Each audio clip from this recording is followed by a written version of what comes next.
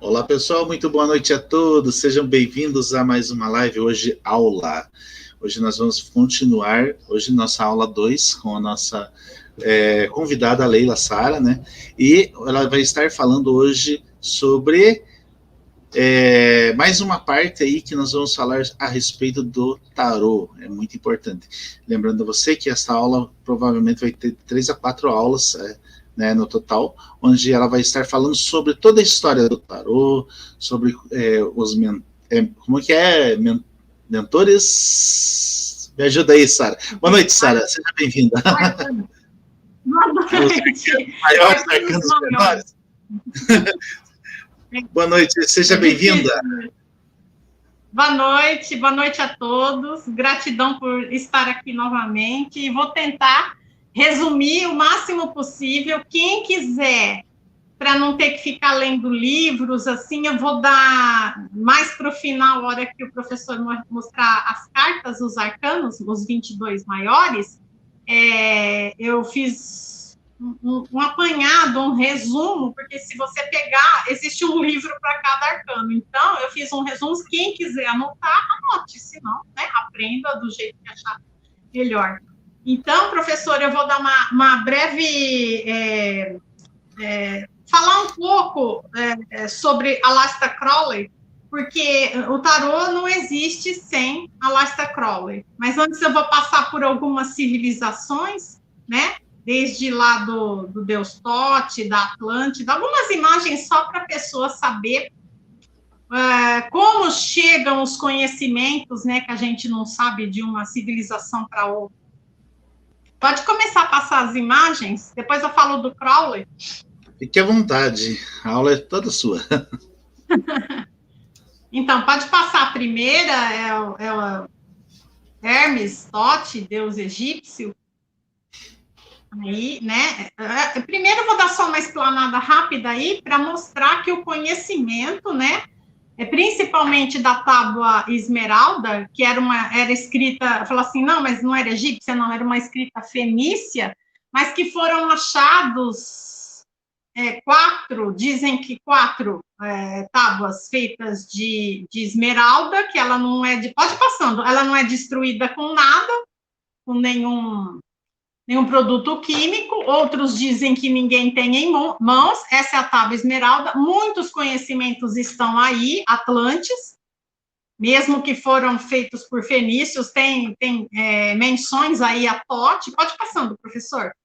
Eu quis pôr isso daí só para falar que Tote, ou Hermes Trismegistus, ou Mercúrio, tem uma relação com o tarô egípcio, mas que Aleister Crowley, depois, o livro tipo assim, o tarô egípcio, ou o livro de Tote, que é o livro dos mortos também, que Tote era o escriba dos egípcios, ele não tem nada a ver com o livro de Tote que você vai comprar de Aleister Crowley, que ele reformulou, que depois eu vou explicar. Então, eu só pus isso aí para saber que, na minha teoria, vem da Atlântida, até que eu falei na outra live, que cada átrio da cidade é dividido em 8, em 7 cidades principais, cada átrio desse eram 3 arcanos, né?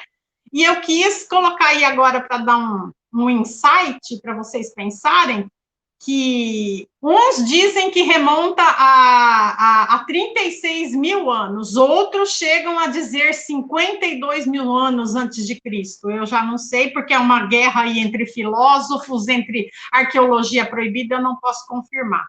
Mas que havia pode passando, professor, havia uma comunicação da Atlântida, principalmente a idolatria ao Deus Sol, aí no Peru, os povos, os incas, os maias, astecas, havia uma comunicação, inclusive dizem que houveram 4 tábuas esmeraldas e uma delas estaria com... O próprio Deus Tote teria encaminhado uma das tábuas, que são as leis, para o povo, né, que vivia aí na América do Sul. Então, como a Atlântida era um continente e suas cidades espalhadas, né, no Oceano Atlântico e ao redor do mundo, houve muita troca. Então, você vai ver referências ao tarô, entre aspas, escondida em várias civilizações. Eu só quis dar um parecer aí, para vocês meditarem. E agora vamos entrar lá na parte de Aleister Crowley, acho que é a próxima. Aí a pirâmide escalonada. Então, Aleister Crowley, ele nasceu em 12 de outubro de 1875 e faleceu, eu não sei se essa data é certa, tá? Não sei, é o que está nas pesquisas, em 1 de dezembro de 1947. Aí eu repito, não confunda o livro de Thoth de Aleister Crowley com o livro de Thoth do tarô egípcio. Então, quando você for comprar nas bancas, você geralmente vai vir com o livro, você compra, pode comprar os dois se quiser estudar. Um é o tarô egípcio, com aquelas figuras bonitinhas egípcias, o outro é o tarô de Aleister Crowley. O Aleister Crowley, pode passar, professor, ele foi um mago ocultista, né? Em 1904, quando ele foi passar a lua de mel no Egito com a esposa começou a passar mal dentro da pirâmide de Kelpis, houveram canalizações, ela recebeu, e ele também manteve contato com o famoso extraterrestre Lan, né? E essa é uma das histórias que eu teria que fazer uma live só sobre isso, né? E foi como, entre aspas, quando ele começou a manter contato com os deuses, esse seria o Lan, uns dizem, né? Ele começou a manter, isso aí dá só uma live, só isso aí, mas é que eu quero chegar que o conhecimento do tarô vem através de todo o conhecimento magístico do Crowley, tá? Então, o que acontece? O Crowley, ele passou por várias ordens, pode passando, por várias ordens iniciadas, Otto, até chegar na Golden Dawn. Dentro da Golden Dawn, ele criou muito atrito com as pessoas de lá, porque pode parar aí, as pessoas que estavam lá dentro, porque o Crowley, ele recebeu um ensinamento, entre aspas, divino. Eu não sei até onde vai a luz ali, até onde vai as trevas. Eu sei que Crowley,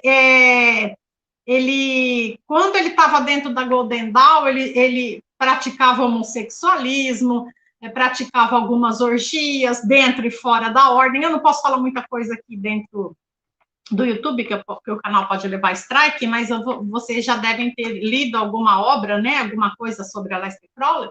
Houveram muitas brigas dentro da Golden Dawn. Eu não vou passar por todas as ordens iniciáticas que ele inventou, que ele fundou, que ele entrou, que ele saiu.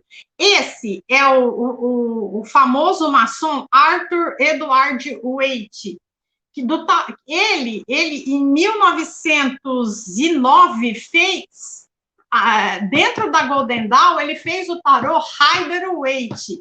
Esse tarô, ele tinha umas figuras bem simples, ele parece muito com o tarô de Marsella. Eu também acho feio o tarô de Marsella, a obra, não acho bonita, né?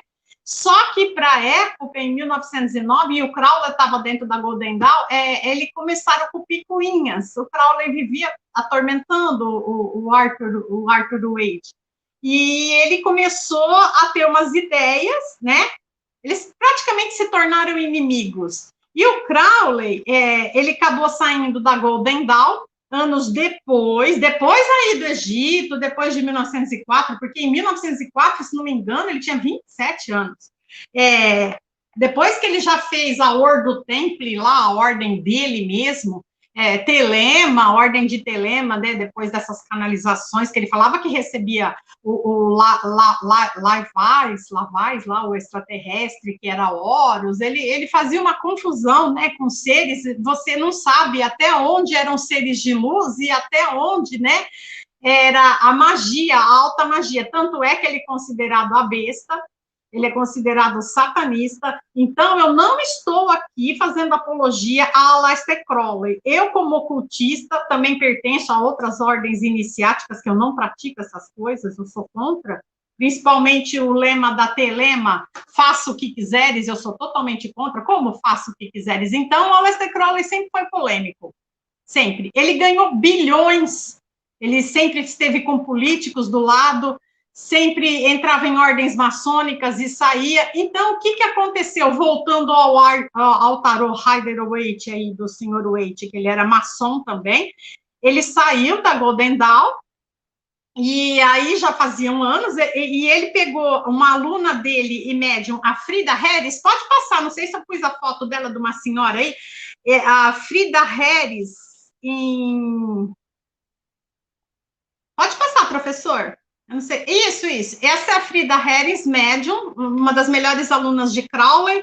Então, ele teve uma ideia, ele falou assim, você não quer fazer um tarô para mim, mas um tarô, assim, diferente, eu quero colocar elementos alquímicos, elementos planetários, elementos da yoga, kundalini, tantra, eu quero colocar tudo como se fosse uma cartilha, entre aspas, eu quero colocar toda a minha obra, para quando eu morrer, para quando eu partir, meus alunos, meus sucessores, as pessoas que querem continuar com as ordens iniciáticas, quando estudarem o tarô, vão ver toda a alta magia dentro desse tarô.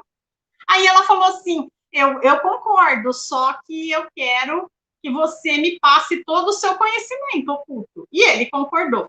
Então, ele calculou mais ou menos cada arcano, eu estou falando agora no caso, aí está incluído os menores também, tá? Os arcanos menores. Então, ele calculou uns 6 meses, só que a obra foi toda refeita, ela se inspirou para começar, assim, não os desenhos da carta, mas o significado, para ser trocado o significado da carta, ela começou lá com o tarô de Eteila, de 1753. E aí, essa obra que duraria 6 meses, ela durou 5 anos. Tanto é que, quando acabou a obra, o Crowley, que faleceu em 1947, e ela faleceu em 1962, a obra foi para o público em 1969. Entendeu? Eu não sei quem é o autor do livro, eu não lembro aqui, eu não sei se eu não achei. Eu sei que demoraram 5 anos nisso. Ele faleceu porque ele tinha asma e ele usava beladona demais, ele se drogava, ele usava heroína. Então, fora as coisas que eu não posso falar aqui. Então, a vida do Crowley sempre foi devassa, sempre foi promíscua, mas ele tinha um conhecimento, ele tinha contato com seres tanto interdimensionais como mestres, né? E como extraterrestres. Pode passar, professor? Aí são símbolos que ele colocava nas cartas, pode passar, senão eu vou ficar falando só do Crowley. Esse é o livro dele, né? Já mais atualizado a capa. Eu acho que eu tenho a caixinha aí depois no final do tarô dele, pode passar. Pode passar. Isso, aí tá Freud com Aleister Crowley, já com acho que 82 anos, se não me engano. O que acontecia aí? Freud, para quem não sabe, né, o rei da psicanálise, mantinha contato com o Jung, né, que Freud tem uma mente mais racional, mais materialista, e Jung estudava também a parte espiritual da coisa. Eles se juntavam e Freud tinha amizade, ó, tá sentado aí com ele. O Freud estudava como que o Crowley conseguia passar tanto no tarô, como nas obras dele, como o Liber 777, que é um livro, ou o livro da lei, né? O livro da lei que foi ditado pelo extraterrestre lá, Aivas, que se dizia porta-voz Horus, onde o que Freud não entendia é como que Aleister Crowley conseguia traduzir o ego humano, as paixões humanas para dentro das obras dele, sendo tão promíscuo, sendo tão radical, né? Então, Freud falava assim, será que é mental? Será que é um processo cerebral? Essas coisas, né? Até chegar no tarô, né? E aí Freud estudou, chamou Jung, que Freud, para quem não sabe, era amigo de Jung, e Jung sabia muito mais que Freud, porque Jung usava o lado da cabeça, né? Usava as filosofias orientais. Então, o que Freud chegou à conclusão? Que realmente ele teve provas ali, ele manteve contato com ele, que Aleister Crowley recebeu muitas dádivas dos deuses, muitas dádivas divinas, mas por ele ser promíscuo, por ele fazer orgias bacanais, passando assim os ensinamentos, pulando de ordem em ordem, mesmo fazendo esse livro, o tarô, o livro da lei, ele concluiu que Crowley não conseguia realizar o verdadeiro casamento alquímico com o divino. Então, por isso, veio a ruína, veio a doença, veio, né? Porque ele procrastinava, ele vivia, né? Na farra, na bebida, na droga, tudo que você imaginar de perversidade sexual era o Crowley fazia. Nem vou falar outras coisas aqui, porque o canal pode levar isso. Então, o que Freud deduziu? Que como é dado o ensinamento cósmico para você, né? Mas aí Freud falou assim, ele também recebia tanta interferência de seres negativos como positivos. Ele era um canal aberto, ele era um ser que não existe, né? Eu não posso falar de luz, porque ele pendeu mais para o lado das trevas do que do lado da luz, mas a obra dele, do tarô, é fantástica no que se refere ao ego humano. Ele conseguiu colocar todo o ensinamento dentro do tarô, dentro dos arcanos maiores e menores, que é chamado o livro de Thoth. É o que ele falou, eu vou colocar como se fosse, eu vou morrer. Ele começou, viu que ele estava ficando doente, eu vou colocar toda a minha obra para os meus discípulos dentro do tarô, e além dos livros, é claro. Então, Freud deduziu que o conhecimento que lhe é dado, a dádiva divina, o conhecimento cósmico, você não pode corromper o conhecimento, você não pode distorcer o seu poder de persuadir as pessoas, né, em vontade própria, só pelo bel prazer. Há outras maneiras, né, de se atingir a Kundalini, não precisa de bacanais, como ele fazia, né, da energia sexual, há outras maneiras de realizar o casamento alquímico. Então, ele foi à bancarrota, ele morreu na miséria, num hotel, igual Tesla, mas Tesla não teve culpa, né? Tesla era um inocente, mas ele morreu abandonado, magro, né? Com várias doenças, sozinho, perdeu toda a fortuna, não deixou nada para os descendentes dele. A única coisa que ele deixou foi aquela casa que um dia eu venho contar, que ela era uma casa que foi comprada lá na Escócia, que é de frente para o Lago Ness. Porque ali ele também sabia por que esse monstro ia e voltava. Por quê? Porque nesse local aí há um vórtice tonal de energia. Não é que o monstro vive no lago, o monstro vai e volta. Ali naquela época desciam naves mães ali, ele contatava os seres, descia. A casa pegou fogo 2 vezes, né? Acho que foi o vocalista ou guitarrista do Pink Floyd, acho que comprou a casa, houve assassinatos dentro da casa, então ele abriu um portal dentro dessa casa, né? E por isso que o fim dele foi triste. Mas a história do Aleister Crowley é fascinante. Eu não estou fazendo apologia, mas para quem estuda ocultismo, quem é magista e quem quer estudar o tarô, não tem como separar o tarô de Aleister Crowley. Então, professor, agora vamos aos arcanos. Se tiver mais alguma imagem aí, deu para entender? Então, essa é a primeira caixinha de tarô da Ordo Templi, né? Antes dele vir com os... Esse é o Lan, o extraterrestre da pirâmide, né? Que apareceu lá a primeira vez na Lua de Mel, em 1904. Ele falava que poderia ser Horus, o representante de Horus.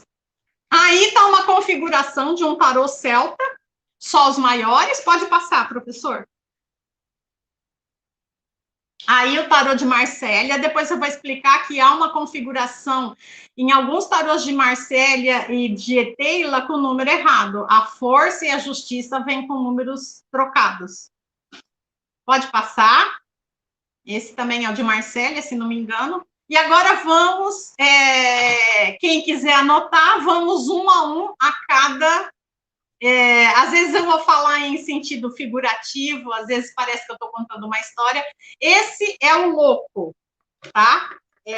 Então, aí, o que eu fiz? Eu tentei colocar o Rider-Waite, o egípcio, e sempre o Crowley, o terceiro, para vocês verem que no tarô do Crowley existem coisas escondidas, referências à Kundalini, ao orgasmo, à realização suprema, a símbolos alquímicos, planetários, angélicos. Então, aí o primeiro é o louco. O louco pode ser o número 0, é o bobo da corte, como ele pode ser o número 22, alguns erros, às vezes, né? Em alguns tarôs. O do meio é o Egito. Então, o que o louco significa? Se alguém quiser anotar, depois volta.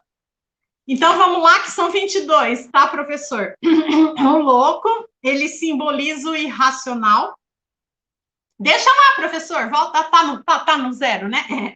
O irracional, a inconsequência, a demência, a falta de disciplina, simboliza o desligamento, a dissociação da ordem divina, abalo espiritual, incapacidade de raciocínio, abandono de identidade, caos, perda da razão, fuga da realidade. Insensatez, solidão. Ele só carrega o que acha que necessita, por isso que ele vai lá com a trouxinha dele, né? Tipo assim, fui, não quero saber. É aquele que larga tudo e muda de vida, muda de cidade, entendeu? Fui. Ele é o desprendido, ele é o início, que nem. Por isso que Raul seguia Crowley, o Paulo Coelho. É o início e o fim, que está no Bhagavad Gita. Ele é o início, o fim e o meio. Então, a carta do louco significa isso, né? Ele pode ser o 0 ou o 22. Pode ir, professor. Vamos à segunda carta. Esse é o mago, arcano de número 1. O mago do Rider-Waite, daquele senhor que era rival do Crowley. O de Marsella, que o Marsella sempre está com números errados, às vezes, colocado errado, e o de Crowley. O mago simboliza a verdade, o verbo criador, aquele que se espelha na Sofia do mundo. A Sofia do mundo, na carta do mundo, é um anjo que está com uma guirlanda em volta. Quando eu chegar lá, eu explico, né? Uns associam Sofia a Jesus. O princípio, a aptidão para começar, adquirir, impulsionar, fidelidade, triunfo sobre o mal. Ele domina todos os aspectos, a inteligência, a sabedoria, a manifestação, aquele que cria e destrói. Ele tem todas as ferramentas para agir. Força hermética, o bastão de Hermes. Então, se vocês repararem, a varinha dele, que nem na primeira está apontada, ou serve quem estuda hermetismo, alquimia, é o solve e coagula.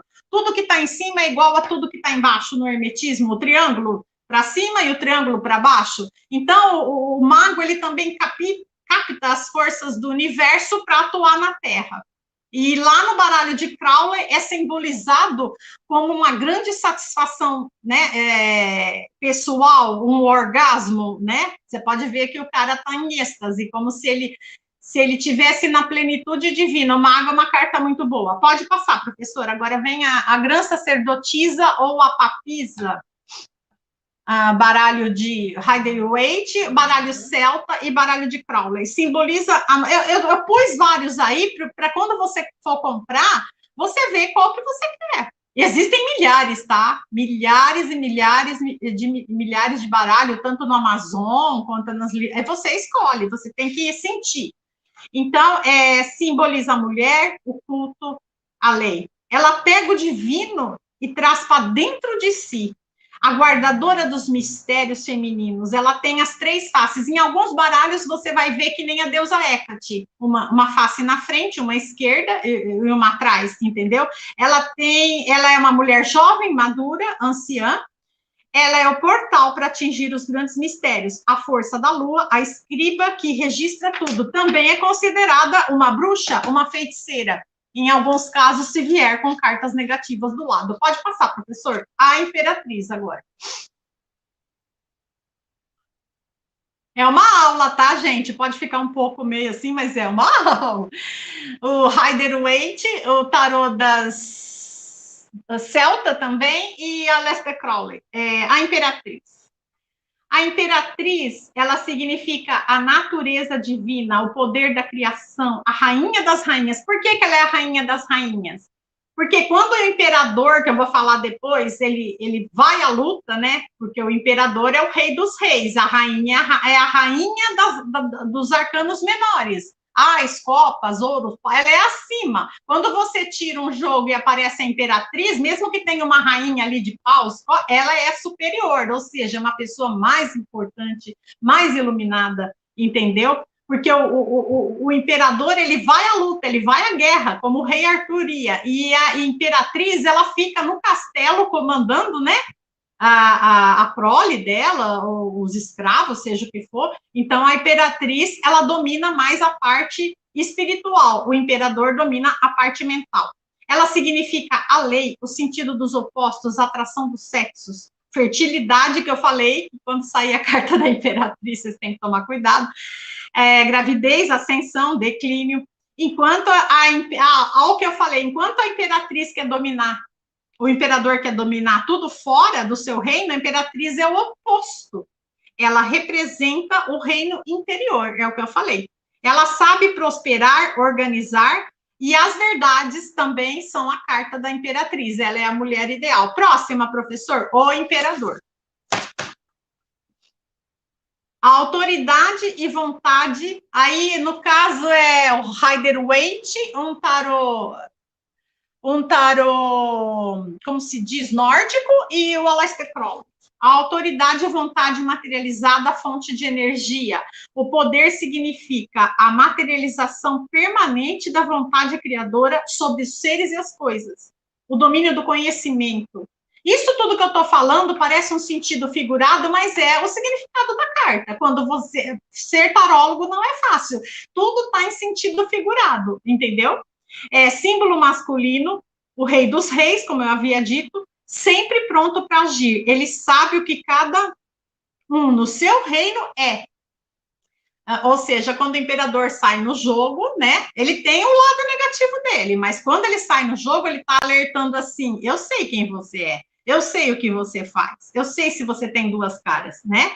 Mas esteja pronto para defender o que é seu, sem exercer o ego. O problema do imperador é o ego. A imperatriz, ela já não tem ego, entendeu? Porque o maior defeito do imperador é a teimosia, a arrogância, né?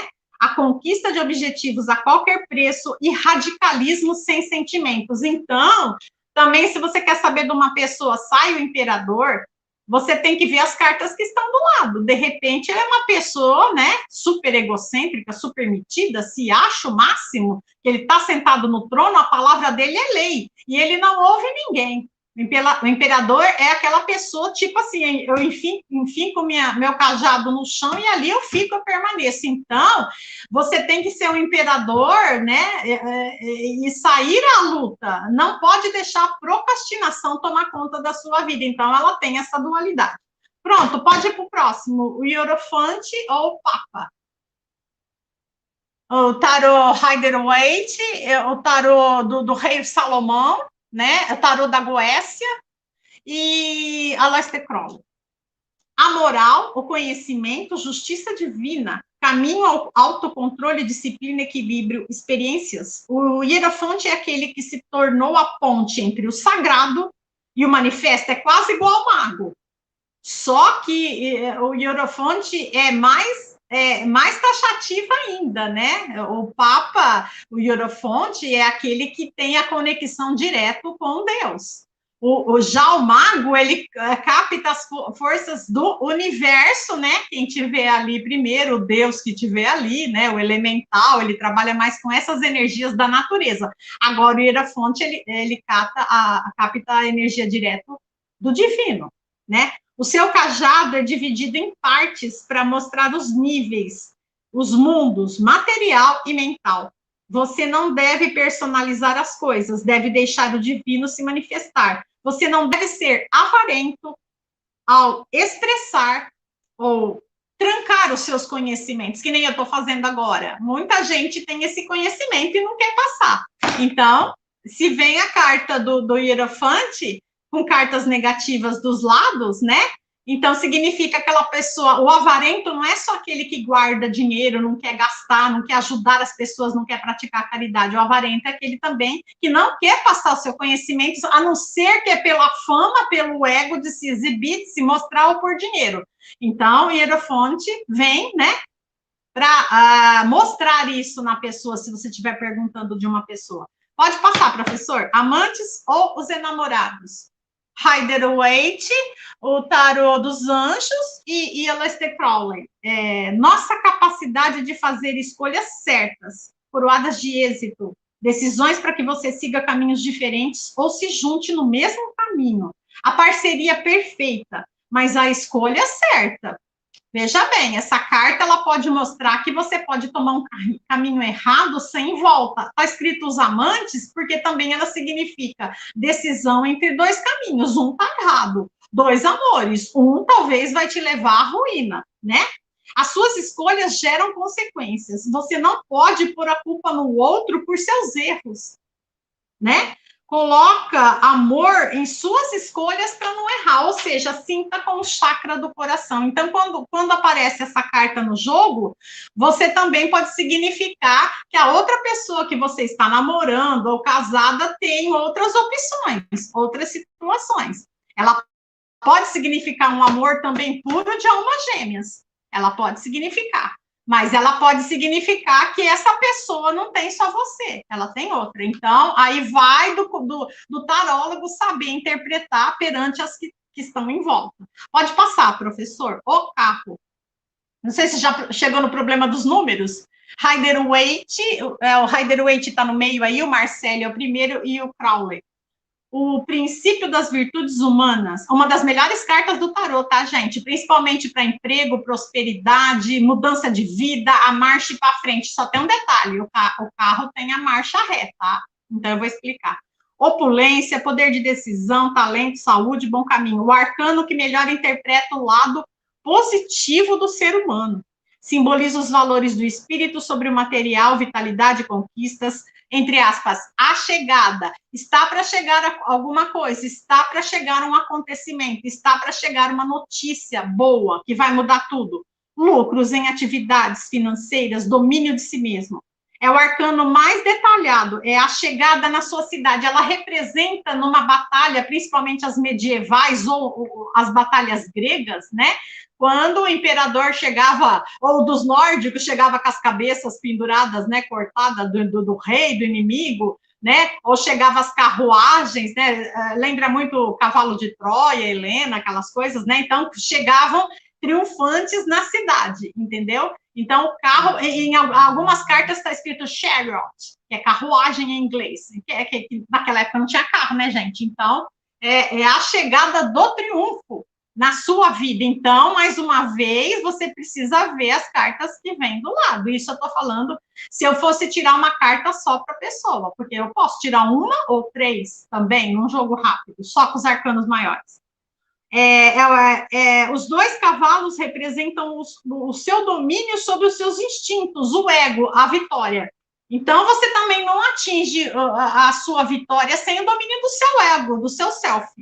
Como é que você quer prosperar deixando o ego sempre na frente? A gente tem que ter ego, a gente tem que ter ambição, mas não desenfreada. Senão, o que eu falei? O carro, ele vai para trás, a marcha vai para trás. Pode passar, professor. Aí que está um enrosco no número, a força. A força, deixa eu ver aí, ela está errada ela está errada em alguns tarôs de Marsella, inclusive na hora de você ler o livro, está interpretado como 11 ou como 8.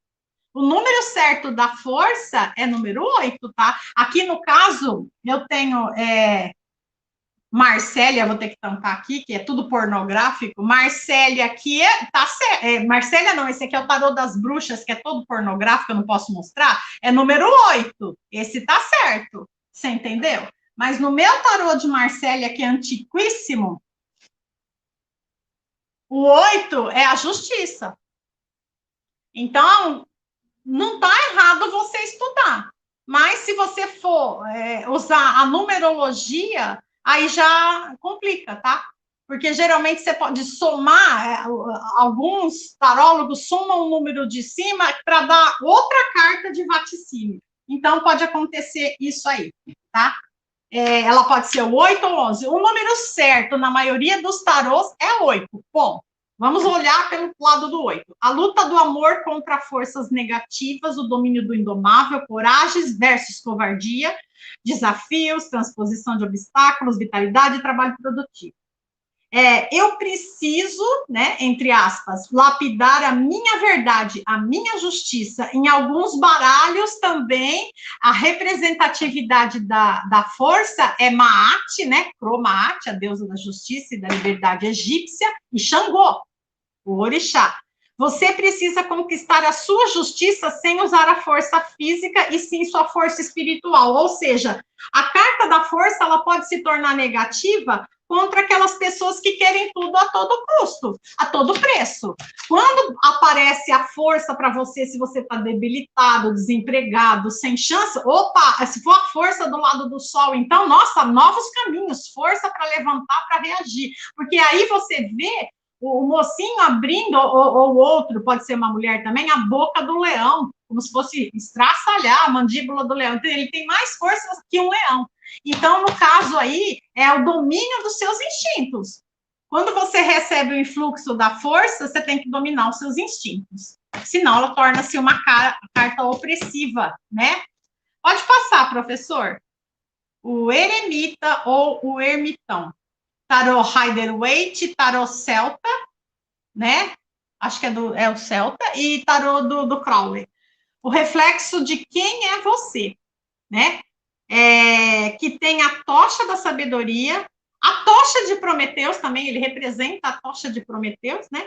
Refletir sobre seus aspectos sombrios, a prudência como virtude, a sabedoria como luz do caminho, luz divina sobre os atos humanos, meditação, recolhimento, circunspecção, segredos desvendados, prudência, cautela, solitude, domínio filosófico. Então, de repente, ela é a carta não da solidão, ela é a carta da solitude, ou seja, eu não preciso de ninguém para ser feliz. Eu sigo o meu caminho, eu prefiro os sábios, eu prefiro o conhecimento do que um monte de gente em volta de mim, do que estar na multidão, eu prefiro os conhecimentos vindo do alto. O único alerta para essa carta, às vezes, é a preguiça, né? Ou então algum negócio que é uma carta lenta, uma carta demorada. Então, mas ela é uma carta boa.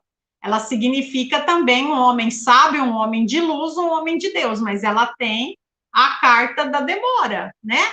Tudo lento, tudo vem, se eu falar de um processo, esse vem se arrastando. Você pode ver que até o aspecto dele, em alguns baralhos, é de cansaço, um senhor velho, né, com uma lanterna, mas ao mesmo tempo, a lanterna, ela está à frente da sua mente para iluminar os seus caminhos.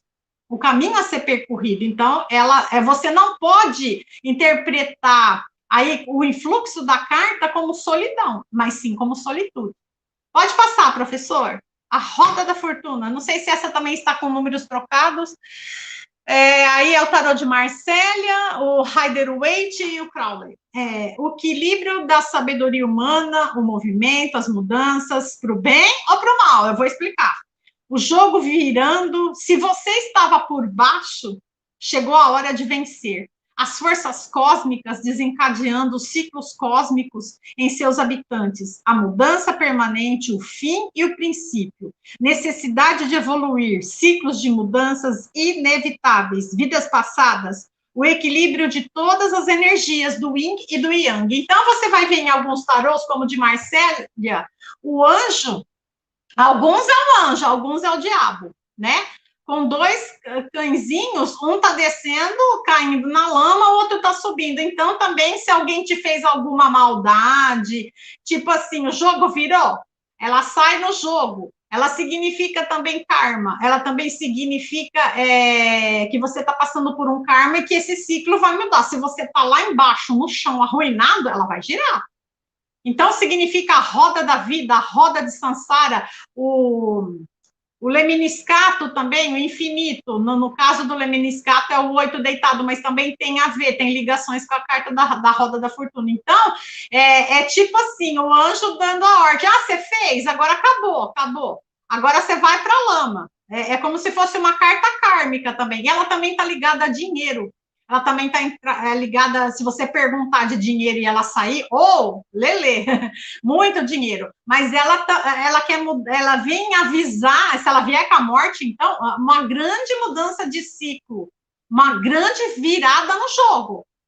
Serve para aquelas pessoas que sempre fazem o mal para os outros e acham que vão ficar por cima, que não tem a justiça divina. Inclusive, tem a justiça até do diabo lá em cima, entendeu? Não só a divina, né? Principalmente quem mexe com forças trevosas, achando que vai ficar por cima, sempre na roda da fortuna, ganhando dinheiro, passando pelos outros, pisando nas cabeças, mas ela anuncia, o jogo vai virar.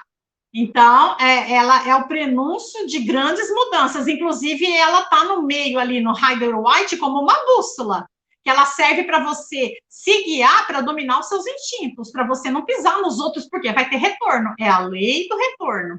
Pode passar para outra, professor. Justiça. Também é uma carta que se vier do lado dessa, Marcella, Rider-Waite e Crowley. O equilíbrio da sabedoria humana, a capacidade de discernir e julgar, o equilíbrio nos atos e atitudes, a razão pura, a moderação, a justiça sendo mostrada pelo poder da razão, a honra, a honestidade, a balança justa, reparação de danos e injustiças feitas, ressarcimento por danos e recompensa. Ela é praticamente a continuação da roda da fortuna. Ou seja, quando você foi para a lama, que a roda girou, aí, além da roda ter girado e você, que nem a alma que vai para o umbral, você não pense que você está lá no umbral e você não vai ser julgado, né? Você não vai ser atormentado. Então, a justiça, ela serve tanto para a justiça dos homens, alguém que fez você perder um emprego injustamente, alguém que te acusou injustamente, levantou falso testemunho contra você, o cara lá de cima está vendo. E os de baixo também. Você tanto vai ser julgado primeiro por Deus, depois pelos seres inferiores, porque é conforme a sua vibração que você se alinha. É uma carta muito forte, e quando ela aparece no jogo, se prepara. Agora, se você é inocente, nossa, tudo que te fizeram de mal vai voltar 3 vezes para o bem para você. E para quem te fez o mal, eles arcarão com as suas consequências. Pode voltar, professor.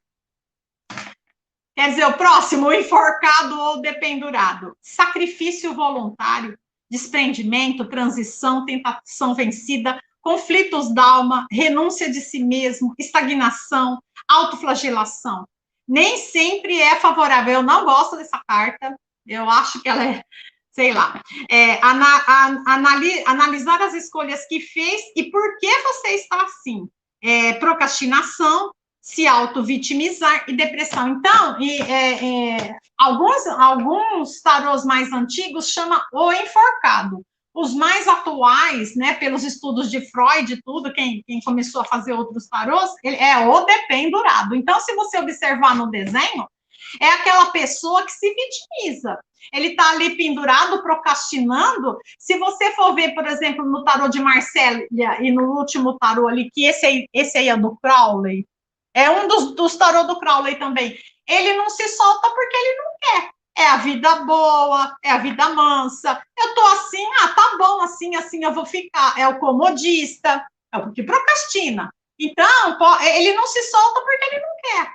Ele não está sendo enforcado, ele está sendo dependurado, né? Alguém passou por ali, amarrou, ele está com uma perna livre. E a primeira carta, o Marcella, as mãos atrás não estão amarradas, ele está só com a mão para trás. Alguns, no da bruxinha, ele está acorrentado.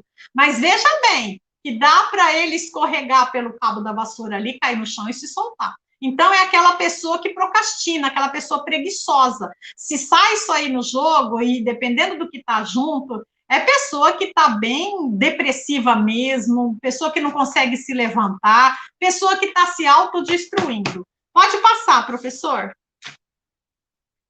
A morte no Rider-Waite, que está no meio. O primeiro é o tarô de Marcella, só que não é aquela configuração, e o Crowley. A morte é transformação total.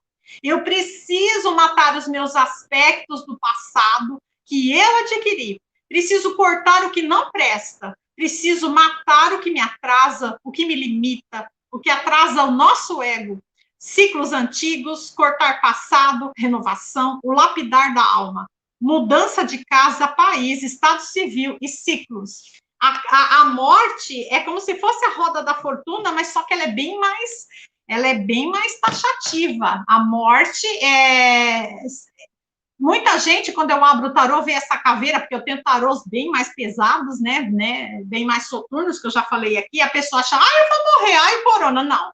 Se você estiver perguntando de namorado, de emprego, de empresa, né, de casamento, alguma coisa, e sai a morte, significa fim daquele ciclo, mudança de casa, mudança de país, mudança de contatos. Você pode ver que a morte, ela passeia no umbral da lama, no inferno, ceifando as cabeças de quem está ali, como se estivesse perdendo a alma mesmo. Então, também é castigo, também é justiça sendo feita, é fim de um ciclo, mas um ciclo assim que não vai ter volta. Em alguns casos tem. Em alguns casos, assim, eu vendi a casa e fui morar em outra. Melhor. Então, esse ciclo que eu tinha aqui nessa casa, ou nesse país, ou nessa cidade, mudou. Então, eu troquei, eu não quero mais ficar com aquela pessoa, com aquele casamento. Aparece a morte. Vou trocar de emprego, a morte, mas ela significa inúmeras coisas, ou seja, ela significa fim de ciclo necessário, principalmente se você está passando um karma muito pesado e sai a morte, opa, respira que esse karma acabou. O ciclo de 7 anos acabou. Pode passar, professor, a temperança. Marcélia, aí está um pouco diferente, é o egípcio e o Crowley. Simboliza a afinidade dos opostos, reciprocidade de afeto, desconstrução do velho para a chegada do novo, lentidão, acomodação, às vezes desânimo, procrastinação, nossos aspectos internos estando em equilíbrio. O yin e o yang, representado por um anjo. Também significa androgenia, pois tem os dois aspectos, o masculino e o feminino. O masculino domina através da água e o feminino através do fogo, ou seja, é um anjo trocando. Em alguns tarôs, esse anjo está à beira de um lago, parecido com a foto da estrela também, que troca a água ali, do jarro velho para o novo. Ou seja, aquela estagnação na tua vida, aquelas coisas que não andam, aquela coisa parada, só que se você perguntar numa carta de amor, esse amor anda, esse amor muda, ou então negócio, vai sair negócio, vai melhorar minha situação financeira, aparece o anjo da temperança, vai mudar, mas vai demorar. Ela é uma das cartas mais lentas do tarô. Ou seja, aquela situação vai ficar sendo arrastada ainda por um bom tempo. Porque você vê pelo aspecto do anjo, a pessoa tem paciência, entendeu? Também serve para pessoas moles, que não saem do lugar, né? Agora, a androgenia que ele quis dizer aí, que ela é uma carta que tem os dois aspectos, porque o anjo não tem sexo, né? Pode passar, professor. Agora vem o diabo, o cramunhão. Aí tá o tarô de... Acho que é um tarô nórdico, um tarô de Taylor e o tarô de Aleister Crowley. O fascínio pelo insondável, desejos ardentes, paixões voluptuosas, egoístas, influências maléficas, tentações internas, persuasão, perda de identidade. Se tornar um escravo de um prazer sensual que você mesmo construiu. Reversão por excessos, perdas materiais, sucesso passageiro, adversidade. Cuidado com dinheiro. Aqui se ganha com o diabo e aqui se perde. Na outra aula, eu falei que o diabo era a carta da matéria. A carta do planeta Terra é o diabo, por incrível que pareça. Alguns tarólogos concordam, outros não. A carta da matéria. Não é pecado você querer ter matéria. Onde está escrito que você não é merecedor, se você for justo e honesto, de ganhar na loteria, de ser rico, não é pecado. Apesar de certas coisas da Bíblia aí, né? Mas não é por esse lado. A carta do tarô, dependendo das outras, você tem que tomar cuidado com traição, com falsidade, com pessoas mentirosas. E pessoas que, às vezes, você está perguntando, pessoas altamente sexualizadas. Na carta do Crowley, que eu falei na aula anterior, vocês podem ver a última carta aí, é um falo, é um pênis. E aquelas manchinhas azuis é o esperma. Então, tipo assim, o prazer máximo, a pessoa só ligada ao prazer. né? Só que depois, esse ligado ao prazer que estraga a sua vida, e também o vazio existencial. Então, como ele é a carta da matéria, ele não tem nada de espiritual. Mas se eu tiver um jogo perguntando, meu Deus, eu vou mudar de emprego, meu patrão vai aumentar meu salário, e sai o diabo, significa que sim, que você tem grandes chances, mas em outro caso, significa que estão armando para você também. Pessoas traíras, mentirosas, invejosas, estão armando contra você. Então, você tem que saber. Ela é uma carta fundamental para o dinheiro. Não pode ter preconceito contra a carta do diabo, né? Tem que estudar os aspectos da carta. Dentro da carta do Aleister Crowley, que é a terceira, é a carta que mais tem elementos alquímicos, mais explicação, né? A realização máxima do prazer. Então, você tem que saber diferenciar. Né? Agora, se o diabo aparece perto de cartas densas, né, alguns arcanos, tipo o Cavaleiro de Espada, né, que é uma carta de traição, uma carta de mentira, meu Deus, socorro. Então, o diabo tem os dois aspectos, ele não tem um aspecto espiritual. Pode passar, professor. Está acabando. A torre ou a casa de Deus, em alguns tarôs, Marcela, Rider-Waite e Crowley. Simboliza o poder da providência divina como o homem é fraco, quando as virtudes divinas recaem sobre ele. Leis divinas sobre atos desumanos, desconstrução para a chegada do novo, reversão por excessos. Se liberte da torre que você construiu sobre si mesmo, tirar você das limitações, o raio que quebra tudo e tira você da prisão. A casa caiu para maldades, ou seja, aí, em alguns tarôs, significa a Torre de Babel, quando Deus manda aquele raio, pelo amor de Deus, vamos acabar, né? A torre pode significar a desconstrução por ordem divina de uma situação na tua vida. Também ela vem muito parecida com a morte, também é uma mudança de ciclo, mas a morte, às vezes, ela vem mastigando, ela vem demorada. A torre, não. É quando muda a tua vida do dia para a noite. Tipo assim, vou mudar daqui, eu pego algumas coisas e vou embora, arrumo minha mala e caio no mundo, entendeu? Ou então eu ganho na loteria. É quando há uma mudança radical na tua vida sem aviso prévio. E também ela avisa para você não ficar guardado dentro de si mesmo, se lamentando, né? Também a procrastinação. Ela, tipo assim, é o raio de Deus que desconstrói tudo, mas o significado bom no tarô é que ela não é definitiva, ela volta a ser reconstruída. Então, a sua vida sendo reconstruída, os seus valores, é um fim necessário, é uma mudança que tinha que acontecer. Só que você não faça confusão com a torre do Lenormand aqui, eu até peguei, eu não sei se eu peguei a torre aqui.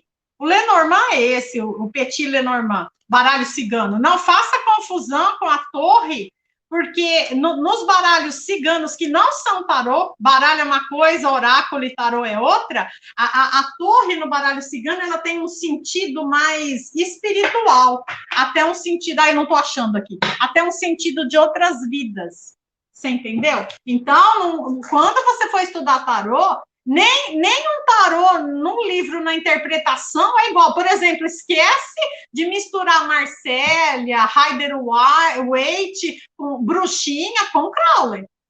O Crowley é o mais top dos tops, entendeu?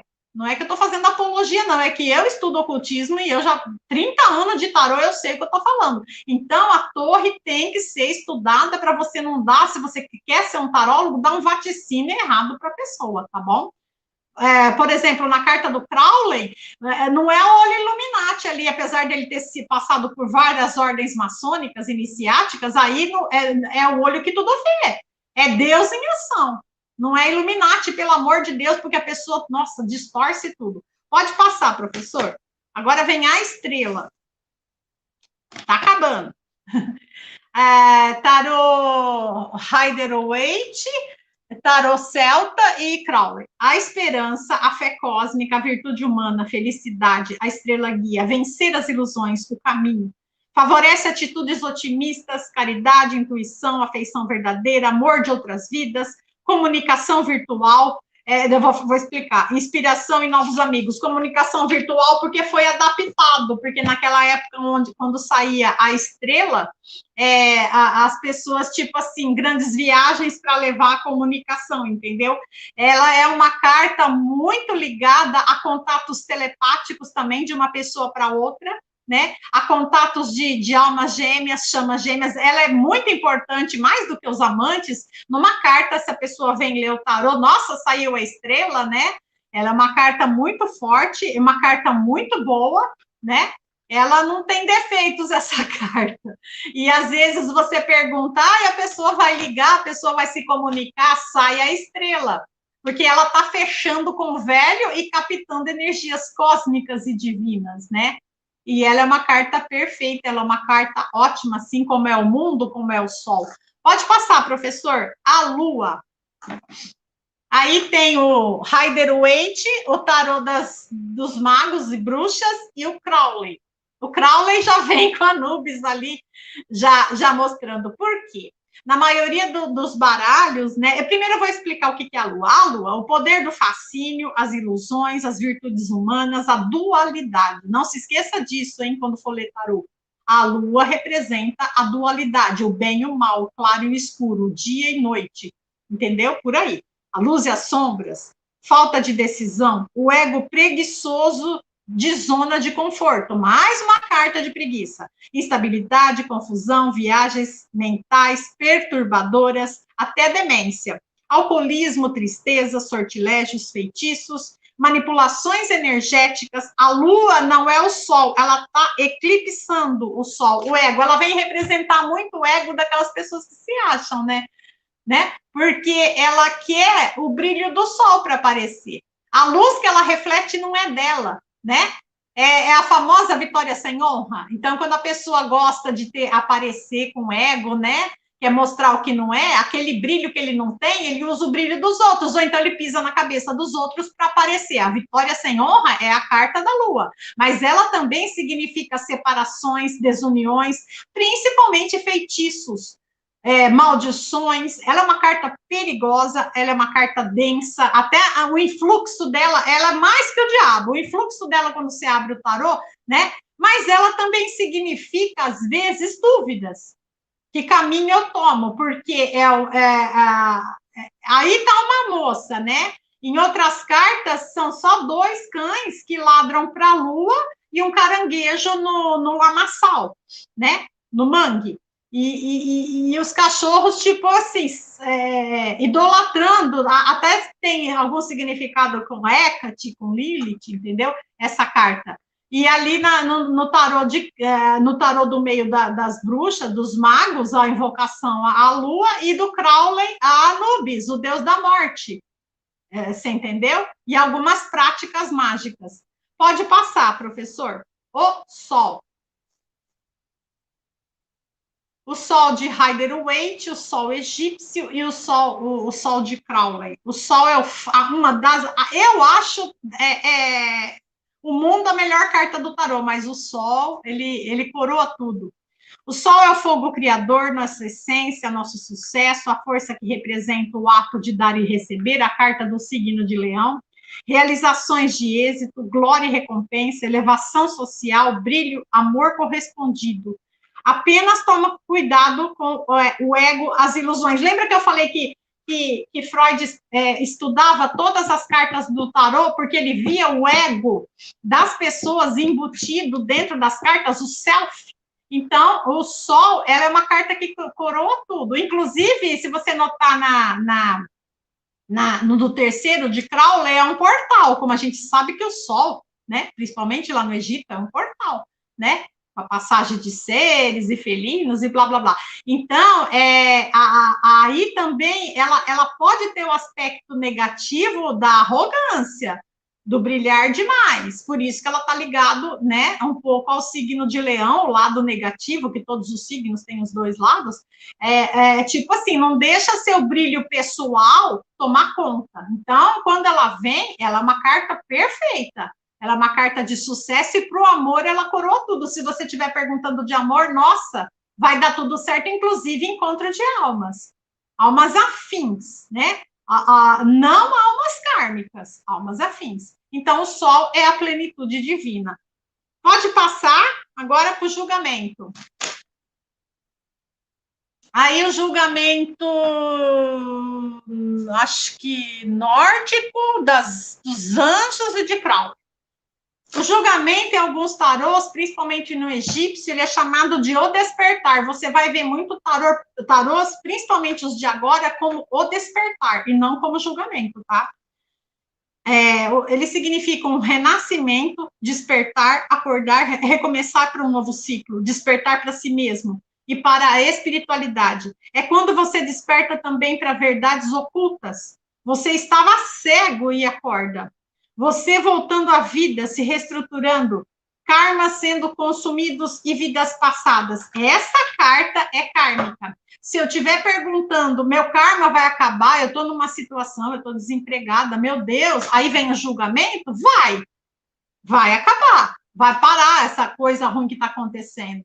Mas ele é muito parecido com a outra carta, né, da justiça, ele é julgamento sobre as cabeças alheias também. Inclusive, ele é julgamento que você vem pagar do que você fez em outras vidas nessa. Você entendeu? Ele atua nessa área, mais de uma carta kármica. O julgamento divino que você contratou lá em cima, você não pode esquecer, né? Ou seja, você não lembra, mas conforme vai acontecendo as coisas na tua vida, você vai falar assim, nossa, mas só para quem acredita, tá? Eu tô falando assim como espiritualista. Só dá errado, né? O que eu fiz? Eu joguei pedra na cruz na outra vida, eu matei alguém. Então, ela é uma carta que ela já te dá prenúncios de que você está pagando alguma coisa, só que também você pode estar pagando alguma coisa que você fez aqui. Se ela aparecer no jogo, tipo assim, aquela pessoa me fez tanta maldade que eu não merecia, e aparece essa carta, nossa senhora, sai correndo. É uma carta de justiça divina também. Pode passar. E chegamos ao mundo, agora a última carta do tarô. Demorei, né? Rider-Waite, tarô das bruxas e Crowley. O mundo mostra os 4 animais, se você observar, principalmente na primeira, né, que tem o anjo Sofia, são os 4 elementos, os 4 animais, tá? Ao centro, Sofia, que significa o anjo do conhecimento, ou o próprio conhecimento, e ao redor uma guirlanda, que associada ao Ouroboros. Quem sabe de alquimia é a cobra que morde o próprio rabo, né? E quem sabe de mitologia nórdica sabe daquela cobra, né, que tinha no reino de Odin, que Thor vai matar ela, e conforme você mata, as escamas dela era puro veneno, e Thor morre assim, e blá, blá, blá. Então, Ouroboros é vinculado com o nascimento e o renascimento, a morte e o renascimento, entendeu? Também significa mudança de ciclo e as encarnações.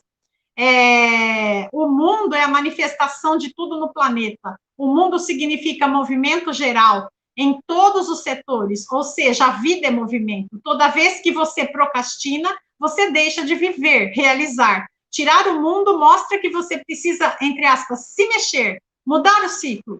O Ouroboros que eu falei. O ciclo constante de renovação, a sua passagem pela árvore da vida, lembra que eu falei das Sephiroth? É cabala pura. É o que o Crowley fala ali na última carta. Você passar pela árvore da vida várias vezes. Ele também significa afeição, sorte, metas atingidas. Ela é a única carta do tarô que, quando ela aparece, está cheio de carta ruim, ela neutraliza. Porque eu já falei aqui que o tarô, ele joga em cima de você, mais de quem está lendo, né? Do que do consulente, toda aquela vibração, se a pessoa tiver, né, com vibração negativa. Nem todo mundo que vem ler tarô que tá com a vida arruinada, né, pelo amor de Deus. Então, o mundo, ele coroa, ele premia as outras cartas, ele neutraliza. Mas ele também vem te avisar que a vida é movimento, a vida é ciclo. O Ouroboros, a cobra que morde o próprio rabo. Então, você não pode... Se você... É igual física mecânica quântica. Você tem que pôr a energia em movimento. Você não pode ficar parado. Para nada no mundo. Então, se você quer receber a sorte, a energia do mundo, não procrastine. Então, professor, chegamos à última parte, agora eu vou dar uns recadinhos para quem acredita como é que se pode ler um tarô. Se tiver alguma... É mais aula taxativa mesmo? Aula maçante, que dá sono. Não, foi bem tranquilo, bem legal, gostei muito. Bem explicadinho cada uma das cartas, cada tipo de baralho. É uma aula. Show. É uma aula, nós estamos aqui como aula mesmo. Então, não temos perguntas. Vou... Não. Ainda não temos perguntas então, aqui. Eu já falei da... Fique à vontade. Se o senhor tiver pergunta, que eu vou dar uma dica. Veja bem, eu falei, expliquei lá, vou repetir para quem não assistiu primeiro, que se você não quiser ler o tarô, você não precisa ser médium, qualquer um pode ler o tarô. Ele é uma ferramenta de pesquisa, uma ferramenta de busca, um psicólogo, ele te dá caminhos, ele te dá resolução, você não precisa ser médium, mas quem trabalha com ocultismo, quem pertence a sociedades, né, filosóficas, herméticas, como eu pertenço, quem é médium sensitivo, se usar a mediunidade, tem que tomar certos cuidados. Agora, quem não tem sensibilidade, está só estudando, está lendo para o colega, está lendo para os parentes, começou agora, né? Mesmo que estiver ganhando o seu dinheiro, ok, né? Mas eu gosto de me preparar, porque, como eu disse, o influxo, por exemplo, uma pessoa com magia negra, ela vem, aquele boom, né? Aquela coisa que a pessoa está sentindo, aquela moleza, as coisas erradas, vem tudo, né, no tarólogo. Então, a gente tem algumas dicas, eu uso, mais ou menos. Primeira coisa, o senhor está aí? Sim. Tem pergunta antes de eu falar ou não? Não, pode continuar. Então, quando você está lendo, eu estou falando para pessoas médiums, principalmente as pessoas ligadas ao misticismo. Sempre ter ao lado das cartas uma espadinha, aqui tem que ser de aço puro, né? Eu tenho outras maiores também, que eu não preciso mostrar aqui, e vamos supor, você vai ler um tarô, antes de começar, isso aqui é ritual para quem tem energia, mexe com energia, vou repetir. Então, você pode tanto, né? Lembra que o senhor falou, professor, se fica impregnada, eu acabei de ler para o senhor, vou ler para outra pessoa, logo em seguida, daqui 10 minutos, meia hora, se ficava impregnado, eu não trouxe as ferramentas naquele dia, que era muito assunto, hoje eu trouxe. Então, eu posso, né, passar, e durante a leitura, eu dou 3 pancadinhas e assopro, como se eu estivesse cortando aquela energia. Isso aqui, quem faz é bruxa, iniciado, né? Magista. O que eu estou ensinando aqui, pouca gente ensina. Às vezes você vê aí no YouTube fazer isso e soprar, né? Mas tem mais coisa. Acender o seu incenso, né? Geralmente de verbena, de ópio, né? Incensos de limpeza. Outra coisa, o sino para você começar a leitura. Tem gente que usa aquela, como se diz, aquela taça tibetana que você vai passando. O senhor que mexe com yoga aí, vai passando, vai fazendo aquele barulhinho, né? Aquela também, ela conecta, né, com as energias angelicais. O sino também. Inclusive, eu até fiz vídeo lá no meu canal, o sino, ele espanta maus espíritos, porque durante uma consulta para quem é médium, se de repente aquela pessoa magiada, você quer contar para ela que ela está magiada, você quer contar as características da pessoa que fez aquela magia para ela, se você não tem um sino, por exemplo, vem maus espíritos ali e atrapalha a consulta, até o que eu vou ler. Né? Agora, o bom tarólogo, ele se previne. Um copo ou uma taça com água e uma pitada de sal, tudo ali na mesa, você entendeu? E acho que, por último, cristais. Eu sou fã de cristais, por exemplo, aqui é uma hematita, uma junção de cristais com energias bem elevadas. Ontem o Cosminho veio aqui falar do Pontal, e eu sou uma estudante de cristais, uma colecionadora, eu tenho cristal, né? Principalmente a cianita azul, que é a espada do Arcanjo Miguel, né? Ela corta a influência negativa, tanto que vai vir em cima de mim, quanto da leitura que vai ser atrapalhada por eguns ali, né? Uma turmalina negra, essa pedra, né? Ela corta toda a influência negativa. Um jaspe, o jaspe com a turmalina negra, então, é uma dupla infalível. Um cristal fumê. Você não é obrigado a ter todos esses. De repente, você tem uma pedrinha lá, cristal custa caro, gente. Eu compro por quilo, então sai mais barato. Então, pode ter uma pequenininha, não importa. O que vale é energização. O cristal, ele precisa ser limpo em chuvas, tempestades, sol, lua, depende. O cristal tem a cor, né? A ametista e a selenita, elas limpam os outros cristais. Por exemplo, eu posso pegar uma drusa de selenita e colocar os cristais ali por meia hora, uma hora, ele vai ser limpo. Ela é uma pedra autolimpante, igual a selenita, esqueci de trazer. O quartzo limpo, o rei dos cristais. Então, numa consulta, lógico que eles têm que estar limpos, eles têm que estar energizados e programados. Não é só limpar, então tem que ser essas 3 etapas. Você não pode sair por aí usando cristal de qualquer jeito, que o cristal ele tem uma força poderosa. Cada cristal existe um elemental aqui dentro. Não é você que escolhe o cristal, é o cristal que te escolhe. Mesmo que você compre por quilo, eles se conectam mentalmente. Então, numa consulta, você programou ele para consulta de tarô, ele vai captar mais rápidos as energias densas, as energias cósmicas. Então, para quem já está lendo há muito tempo, quem tem entendimento, você não precisa ser expert de numerologia. Aliás, eu não gosto de misturar várias filosofias junto com o tarô.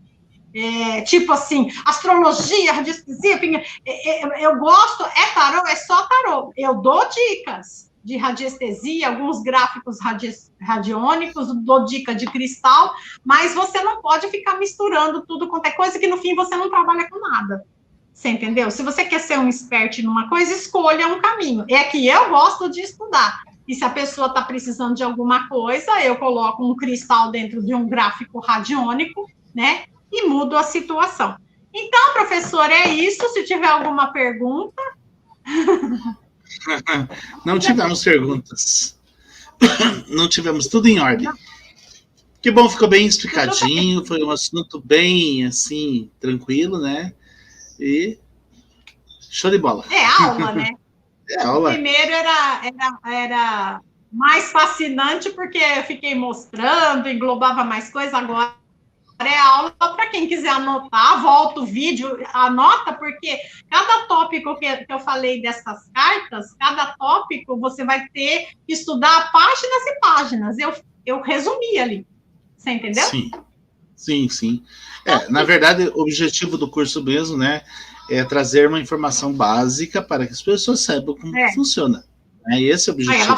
Quem saber o que é, né? Se quer entrar num assunto mais detalhado, ir mais a fundo sobre o assunto, aí faz um curso em relação a isso, né? Na próxima semana, nós teremos aí a continuidade da nossa aula, né?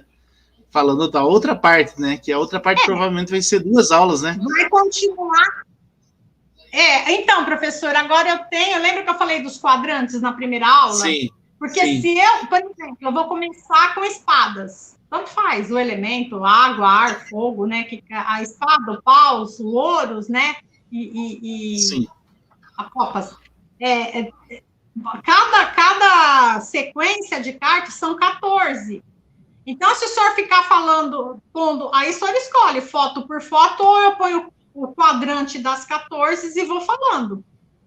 De espada, 2 de espada, 3 de espada. Agora, eu não sei se dá para pôr 2 naipes na mesma aula, para ir rápido. Podemos fazer. Vai depender da quantidade de assunto, né? Mas durante a semana... mais didático ainda. Isso. Esta semana a gente conversa bem certinho e vai montando já todo o material, deixando tudo pronto, tá bom?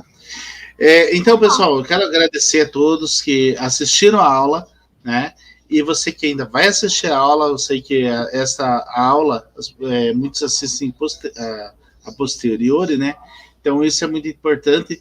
Então, eu quero agradecer a presença de cada um de vocês. Se tiver alguma dúvida, coloque aí nos comentários para que a gente possa estar esclarecendo a vocês, tá bom?